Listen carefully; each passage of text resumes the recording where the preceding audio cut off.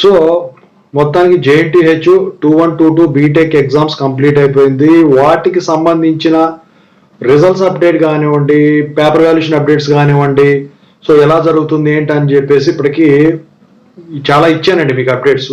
మొత్తానికి the weight is over. So ఇక ఇప్పుడు పేపర్ వాల్యుయేషన్ పరిస్థితి ఏంటి, మార్క్స్ ఎంట్రీ ప్రాసెస్ పరిస్థితి ఏంటి, రిజల్ట్స్ ఎప్పుడు డిక్లేర్ అవుదానికి ఉంటుంది, సో దాని గురించి చాలా మంది స్టూడెంట్స్ అడుగుతా ఉన్నారు. సో ఇప్పుడు దాని గురించి చెప్పబోతున్నాను. ముందుగా అయితే టెలిగ్రామ్ ఛానల్లో కంపల్సరీ జాయిన్ అవ్వండి అందరూ కూడా. సో లింక్ డిస్క్రిప్షన్లో ఉంది, వాట్సాప్ కూడా ఉంది. సో టెలిగ్రామ్ ఛానల్లో Call-Me-4 యాప్స్ ఐడీస్ కూడా షేర్ చేశాను. మీకు డౌట్స్ ఉంటే కాల్ చేసి ఈ ఛానల్ సబ్స్క్రైబ్ చేసుకుని వీడియో లైక్ చేయండి, షేర్ చేయండి.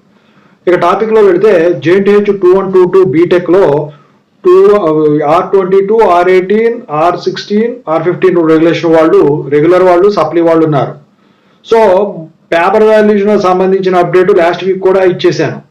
అయితే ఇప్పుడు వచ్చేసరికి ఏంటంటే ఆఫ్లైన్ పేపర్ వాల్యుయేషన్ ఫినిష్ అయిపోయింది. ఆన్లైన్ పేపర్ వాల్యుయేషన్ కూడా నాకు తెలిసి అయితే 1-2 పేపర్లు ఉన్నా కూడా ఏమన్నా అయిపోయి ఉండాలి ఈ పాటికి. అసలు అయితే బుధవారం వరకు పట్టుద్ది అన్నారు అందరు కొంతమంది. అయితే ఈ పాటికి అది కూడా కంప్లీట్ అయిపోయి ఉంటే, ఎందుకంటే మార్క్స్ ఎంట్రీ కూడా చెప్తాను నేను. సో మార్క్స్ ఎంట్రీ ప్రాసెస్ ఏదైతే ఉందో అది ఆల్రెడీ స్టార్ట్ అయిపోయింది ప్యారలల్గానే. సో ఇప్పుడు ఆన్లైన్ పేపర్ వాల్యుయేషన్ అప్పుడు వచ్చేసరికి అది కూడా దాంతోపాటు ఎంటర్ చేసి అందులో చేస్తే డైరెక్ట్ దాంట్లో సర్వర్లోకి వెళ్ళిపోతాయి. సో ఇప్పుడు మిగిలిందల్లా ఏంటంటే మిగిలిపోయిన ఇప్పుడు ఆన్లైన్లో చివరిలో స్టార్ట్ అయిన పేపర్ వాల్యుయేషన్ మార్క్స్ ఏవైతే ఉన్నాయో అవి. సో అవి ఇప్పుడు ఎంటర్ చేసిన marks internal marks, CBT exams ఎలా లేవు కాబట్టి ఆ ఇంటర్నల్ మార్క్స్ మ్యాపింగ్ మాత్రమే మిగిలింది. సో ఓవరాల్గా చెప్పాలంటే మీ paper valuation with marks entry కూడా ఆల్మోస్ట్ కంప్లీట్ అయిపోయింది అని చెప్పాలి. ఆల్మోస్ట్ అని కాదు, పేపర్ వాల్యుయేషన్ అయిపోయినట్టే, మార్క్స్ ఎంట్రీ ఆల్మోస్ట్ అని చెప్పాలి.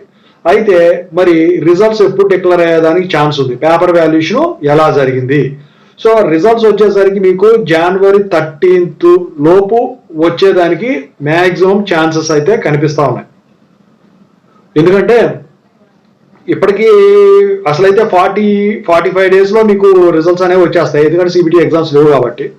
సో మ్యాక్సిమం January 13కి మీ రిజల్ట్స్ డిక్లేర్ అయ్యేదానికి అయితే మ్యాక్సిమం ఛాన్సెస్ అయితే కనిపిస్తా ఉన్నాయి. ఇక పేపర్ వాల్యుయేషన్ ఎలా జరిగి ఉండొచ్చు అని మీరు అడుగుతున్నారు కాబట్టి, సో ఇక పేపర్ వాల్యుయేషన్ వచ్చేసరికి నేను ఎప్పుడు చెప్తా ఉంటాను కదా, JNTH 21లో ఒక సబ్జెక్ట్ వచ్చేసరికి టఫ్గా జరుగుతుంది, కోర్ సబ్జెక్ట్ అని చెప్పేసి. ఈసారి వచ్చేసరికి మీరందరూ కూడా ఆ సబ్జెక్టులు కూడా పాస్ అవడమే కాదు, మంచి స్కోరింగ్ కూడా వస్తుంది, డ్యామ్ షూర్, అందులో డౌటే లేదు.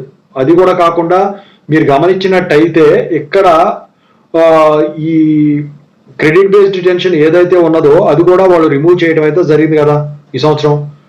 సో వాళ్ళు అన్నట్టే చేసేసారు.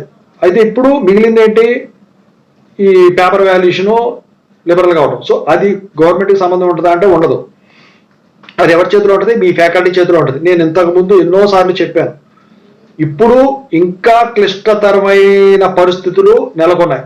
దానికి 3 కారణాలు చెబుతా. మొదటి కారణం వచ్చేసరికి ఏంటంటే ఇంజనీరింగ్ కానివ్వండి, డిగ్రీ కానివ్వండి, ఏదైనా కానివ్వండి, స్టూడెంట్స్ ఇంటర్తోనే ఆపేస్తున్నారు, ఇంట్రెస్ట్ చూపించట్ల. ఎందుకు ఏంటంటే చదువు అయిపోయిన వాళ్ళకు సాఫ్ట్వేర్లో కానివ్వండి, వేర్లో కానివ్వండి, దేంట్లో కూడా ఉద్యోగాలు ఫుల్గా టైట్ అవటం. సో ఎందుకంటే ఇప్పుడు రియంబర్స్మెంట్ డిపెండ్ అయ్యే వాళ్ళు అందరూ కూడా వచ్చేసరికి దీంట్లోకి వచ్చేస్తున్నారు. ఇదంతా ఎందుకు చెప్తాను మీకు. అయితే దీనికి వచ్చేస్తున్న పనులు చేసుకుంటున్నారు అంతా కూడా పోయి అలాంటి వాళ్ళు. సో రెండోది వచ్చేసరికి ఏంటంటే ఇంతకుముందు ఏపీ తెలంగాణ కలిసి ఉండేవి. అయితే ఏపీలో వాళ్ళు కూడా వచ్చి ఇక్కడ జాయిన్ అయ్యేవాళ్ళు, రియంబర్స్మెంట్ ఇస్తారు కాబట్టి. అయితే 10 సంవత్సరాలు పూర్తయిన సందర్భం, పోయిన సంవత్సరం కమిట్మెంట్ ఏదైతే ఉందో అది అయిపోయింది కాబట్టి ఇక రియంబర్స్మెంట్ ఇవ్వమని చెప్పేసి అప్పుడు చెప్పారు కదా. సో ఇటు కూడా అడ్మిషన్ ఇటు నుంచి వచ్చేదానికి ఛాన్స్ లేదు, ఎవడన్నా మేనేజ్మెంట్ కట్టి ఇంట్రెస్ట్ ఉండి వస్తే తప్ప. అది 2. ఇక 3వది వచ్చేసరికి ఏంట్రా అంటే ఈ ఇంజనీరింగ్ అనేది కష్టంగా అనిపిస్తుంది అని చెప్పేసి డిగ్రీ పోయేవాళ్ళు ఆ నలుగురిలో కూడా లేకనే ఉన్నారు.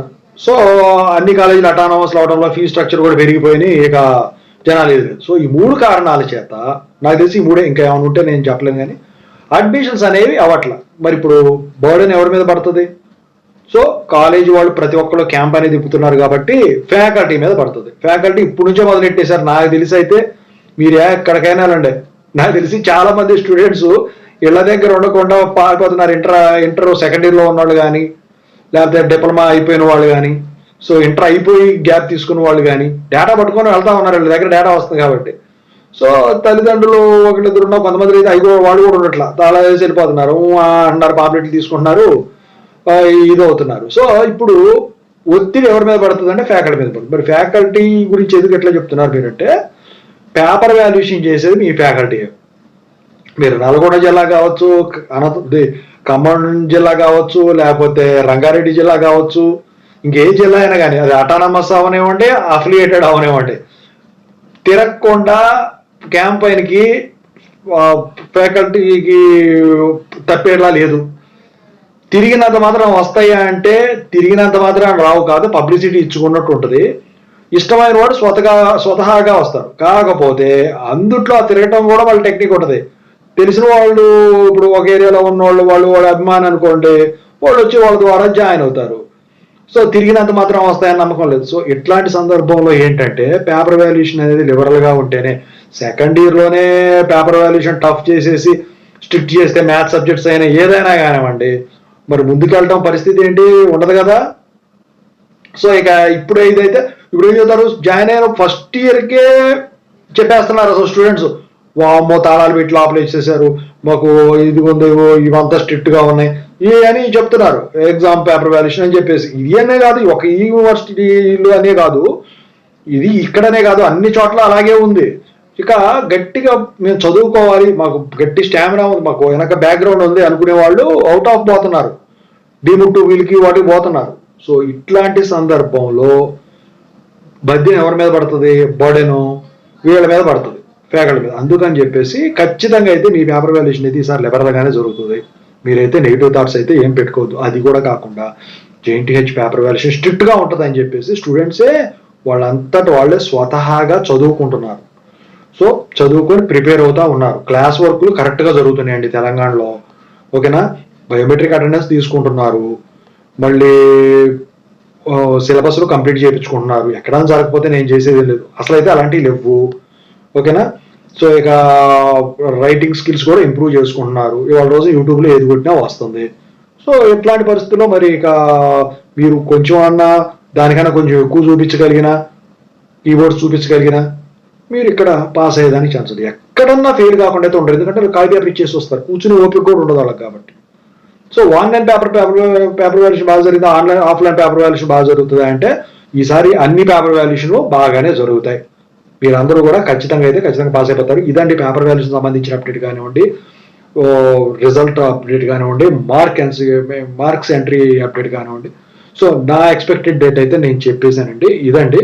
సో చూద్దాం, లెట్స్ వెయిట్ అండ్ సీ. ఇక ఇక్కడ నుంచి ఇది అవ్వాలి, ఓకేనా. Thank you so much.